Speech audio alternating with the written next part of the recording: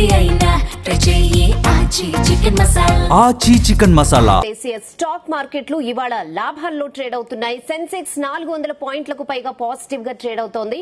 Nifty కూడా 100 పాయింట్లకు పైగా ఎగబాకింది. ఇక బులియన్ మార్కెట్ విషయానికి వస్తే బంగారం, వెండి ధరలు భారీగా తగ్గాయి. 20 క్యారెట్ల 10 గ్రాముల గోల్డ్ 2500 వరకు తగ్గింది. ఇక కేజీ గోల్డ్ 3000 వరకు దిగొచ్చింది. ఇదే ట్రేడ్ సాయంత్రం క్లోజింగ్ వరకు కొనసాగుతుందా అనేది మార్కెట్ ఎక్స్పర్ట్ జీవి సత్యనారాయణ గారిని అడిగి తెలుసుకుందాం. ఎస్, గుడ్ మార్నింగ్ సత్యనారాయణ గారు. ఎస్, గోల్డ్ విషయంలో కొంచెం ఈ మధ్య బాగా తగ్గుకుంటూ వస్తుంది. ఎలా ఉంటుంది ట్రెండ్? ఇట్లనే కంటిన్యూ అవుతుందా? మళ్ళీ సడన్ గా పెరిగే ఛాన్సెస్ ఉంటాయా? ఏం చెప్తారు? ఓకే, ఇప్పుడు మనం చెప్పుకోవాల్సిన అంశాలు ఎలా అంటే, గోల్డ్ ఏదైతే ఉందో సుమారు 2800 మైనస్ లో ఉంది. సిల్వర్ కూడా 45,000 దాకా మైనస్ లో ఉంది. ఎందుకు జరిగిందో చూద్దాం. అయితే మనం గమనించాల్సింది ఇక్కడ మిస్ మ్యాచ్ అవుతున్నాయి. బ్రెంట్ ఆయిల్ ముడిచమురు ఏమైతే ఉందో అది తగ్గింది ధర. ఎప్పుడైతే ముడిచమురు Brent oil world market, international market లో తగ్గిందో గోల్డ్ సిల్వర్ పెరగదు, కానీ పెరగట్లేదు.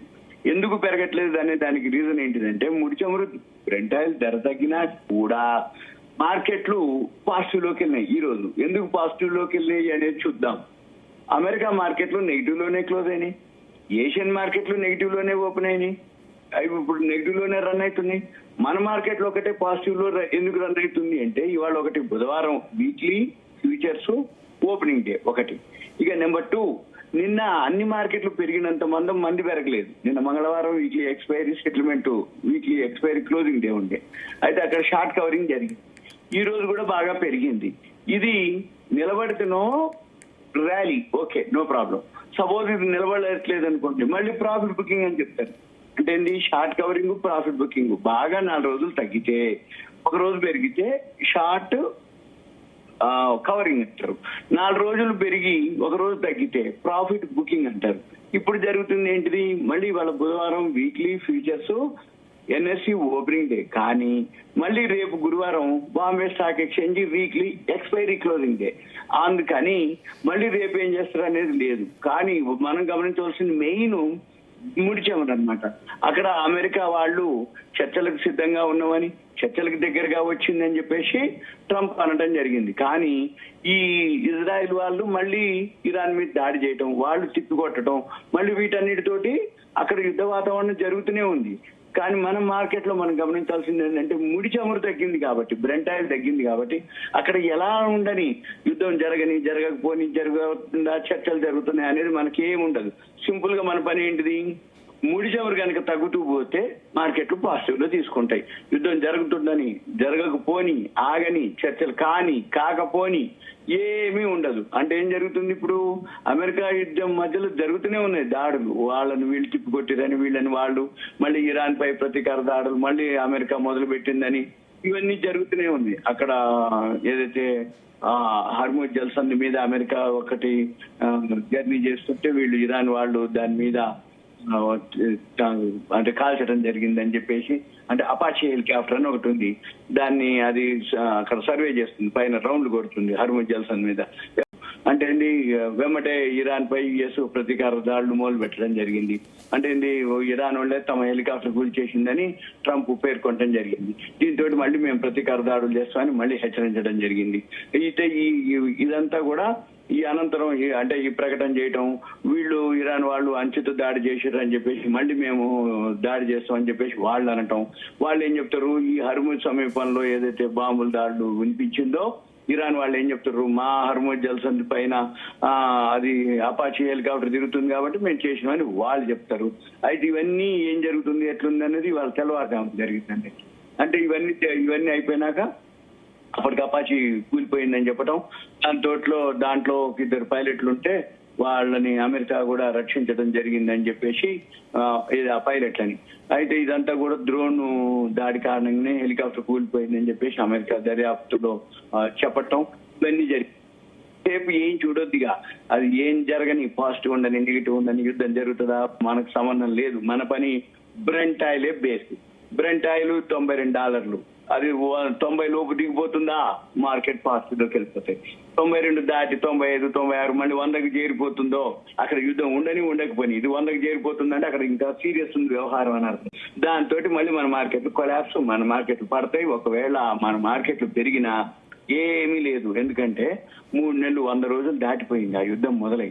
ఈ 100 రోజుల యుద్ధం దాటి మొదలైన తర్వాత ఇప్పటి వరకు ప్రపంచ దేశాల ఆర్థిక వ్యవస్థలన్నీ, ఎకానమీలన్నీ స్లో డౌన్, జీడిపిలు పోయినాయి, ఇన్ఫ్లేషన్ పెరిగినాయి.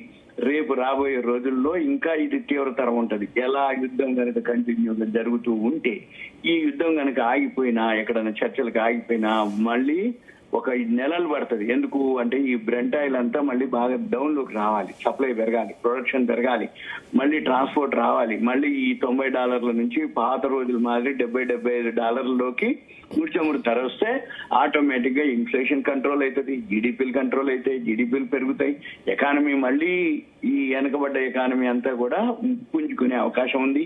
ప్రతి దేశపు కరెన్సీ కూడా రూపాయలు ఏవైతే ఉన్నాయో ఆ దేశపు కరెన్సీలన్నీ బలోపేతం అవుతాయి.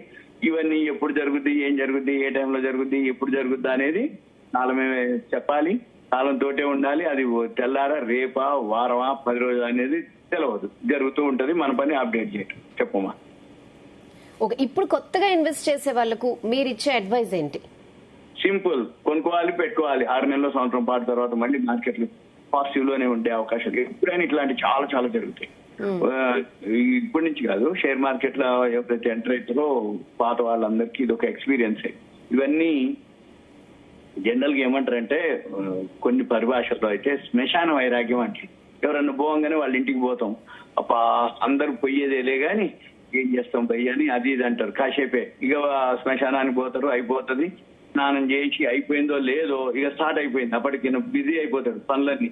అక్కడ ఏం చేసినావు, ఇక్కడ ఏం చేసినావు, ఎట్లా అయిపోయింది అని అరుస్తూనే ఉంటాడు ఈయన. అంటే ఒక 2-3 గంటలు కూడా టైం స్పెండ్ చేయలేడు అన్నట్టు. అంటే ఆ టైంలో అనిపిస్తుంది ఎందుకు సంపాదించాలి, ఏం చేయాలి, ఇవన్నీ. అలానే షేర్ మార్కెట్ లో కూడా పడ్డప్పుడల్లా ఏమనిపిస్తుంది అంటే అనవసరంగా షేర్ మార్కెట్ లోకి వచ్చినాం, అనవసరంగా మనము ఇరుక్కుపోయి ఉన్నాం, అనవసరంగా కొనుక్కుంటున్నా పోయేదే, లేకపోతే అమ్ముకుంటూ ఉంటే పోయేదే అని చెప్పేసి అని అంటారు అనమాట. అవన్నీ గుర్తుదే. వాల్యూ ఉన్న స్టాక్స్ ఇప్పుడున్నాయి, అప్పుడున్నాయి, ఎప్పుడు ఉంటాయి.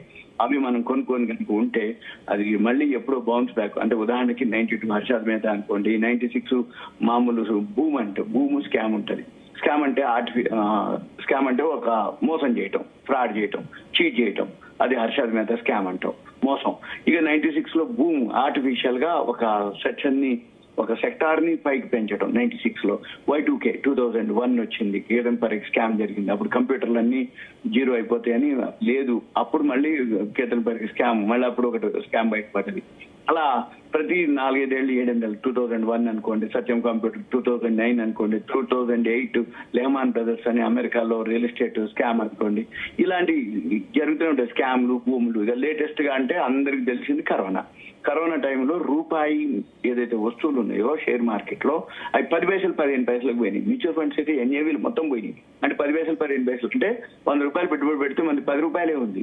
అప్పుడు కొనుక్కున్న వాళ్ళకి ఎంతో బెనిఫిట్. విత్ ఇన్ 1 ఇయర్ లోనే కొన్ని రెట్లు వచ్చినాయి. మళ్ళీ ఆ రోజులు రావు, ఆ రోజులు లేవు. కానీ ఎప్పుడూ ఏదో ఒక టైంలో, ఏదో ఒక ఇష్యూలో, ఏదో ఒక మాదిరి మార్కెట్లు పడిపోతూ ఉంటాయి. అది ఏం జరుగుద్ది, ఎప్పుడు జరుగుద్ది అనేది లేదు. కానీ వాల్యూ స్టాక్స్ కనుక చూసుకుంటే అప్పటికి ఇప్పటికి చాలా చాలా డెవలప్మెంట్ ఉంది, చాలా చాలా గ్రోత్ ఉంది, చాలా చాలా సేల్స్ అనుకోండి, నెట్ ప్రాఫిట్ అనుకోండి, ఒక్కొక్క అంటే అడ్వాన్స్డ్ టెక్నాలజీ అనుకోండి, అడ్వాన్స్డ్ అంటే ఏదైతే ఉందో గ్రోత్ ఎప్పటికీ ఎప్పుడైనా కానీ దేశం ఉన్నంత కాలం షేర్ మార్కెట్ ఉండాలి, షేర్ మార్కెట్ ఉన్నంత కాలం ఈ BSE అనేసి ఎక్స్చేంజ్లు ఉండాలి, ఇన్వెస్టర్లు ఉండాలి, మ్యూచువల్ ఫండ్స్ ఉండాలి, ఇవన్నీ ఉంటాయి. అవన్నీ ఇన్వెస్ట్ చేస్తూనే ఉంటాయి. వాల్యూ ఉన్న స్టాక్స్ ఎప్పుడూ ఉంటూనే ఉంటాయి. ఇప్పుడు ఒక్కసారిగా మార్కెట్ పడిపోగానే ఇక అయిపోయిందని మనం అనుకోక్కర్లేదు.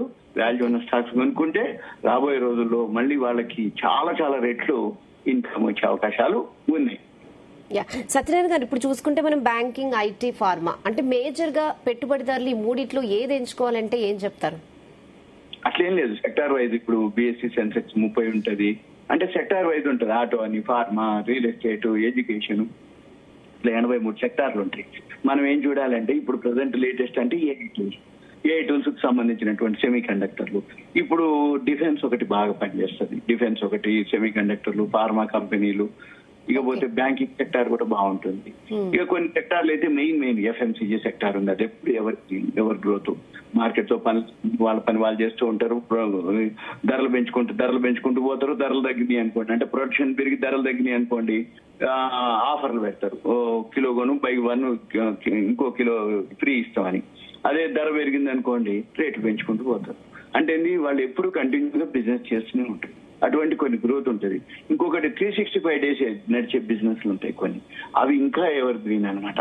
అంటే శనివారం ఆదివారం సెలవు వచ్చింది, బంద్ వచ్చింది, ఆదివారం వచ్చింది, వర్షం వచ్చింది, మాది మూసేసిన అని అనకూడదు. అలా లేకుండా ఉన్నటువంటి కొన్ని చాలా ఉంటాయి. ఎఫ్ఎంసీజీ సెక్టార్లు అయితే అవైతే ఎప్పుడు ఉంటాయి. అంటే 365 days నడవాల్సిందే. బంధులు, కర్ఫ్యూలు, సెలవులతోటి పని ఉండదు.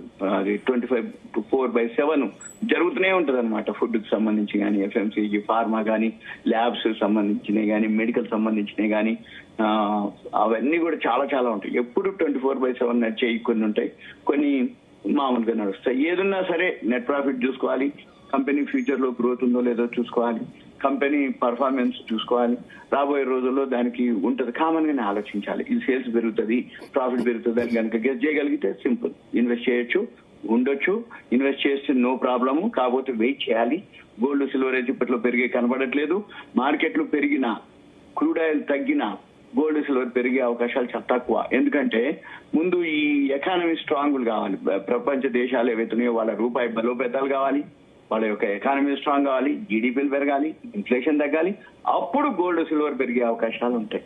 కాకపోతే చాలా మంది ఏం చెప్తారంటే, ఇప్పుడు ఎన్ని షాప్స్ ఓపెన్ అవుతున్నాయో హైదరాబాద్ లో, రోజు ఒకటి ఆఫర్ల మీద ఆఫర్లు, జిఎస్టీ ఫ్రీ అంటారు, లేకపోతే 1 to 11% విఏటీ అంటారు. అక్కడికి పోతే ఏది కూడా 1 ఉండదు, అన్ని 11 ఉంటాయి, అన్ని 10 ఉంటాయి. అంటే ఏంది, ఆఫర్లు అట్రాక్ట్ చేయడానికి. ఇటువంటి చాలా అయినా కానీ అక్కడ సేల్స్ లేవు. అంటే చాలా వరకు కస్టమర్స్ లేరు, రావటం, చూడటం, ఎంక్వైరీ చేయటమే. ఎవరైతే ఇంట్రెస్ట్ ఉందో వాళ్ళు తప్పదాన్ని కొనుక్కోవటం. రేటు తగ్గింది, మంచి అవకాశమే.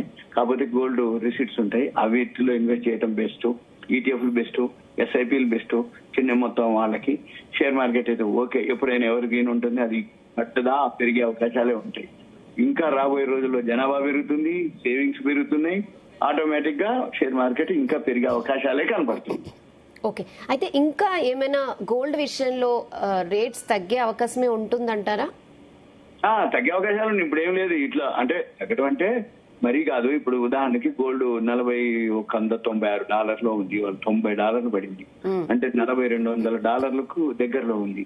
ఒకప్పుడు 5900 అవుతుంది, $6000 అయింది అన్న గోల్డ్ ని $4200 వచ్చింది. $5600 హైక్ పోతే ఒక్కసారిగా $1400 కిందికి వెళ్ళిపోయింది.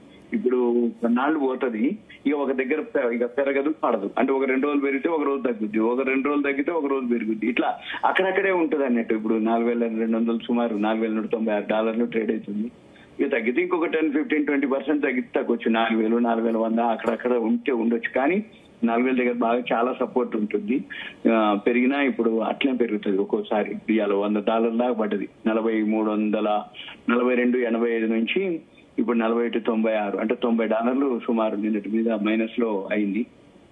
ఇంకా పడితే ఒక 4000 వరకు పడితే పడొచ్చేమో. కాకపోతే మధ్యలో పెరుగుతూ ఉంటుంది. కాబట్టి ఎవరైతే ఇన్వెస్ట్ చేస్తారో తగ్గినప్పుడు కొనుక్కోవటం సేఫ్. కానీ లాంగ్ టర్మ్ కే చూసుకోవాలి, ఇమీడియట్ గా అయితే ఉండదు. ఓకే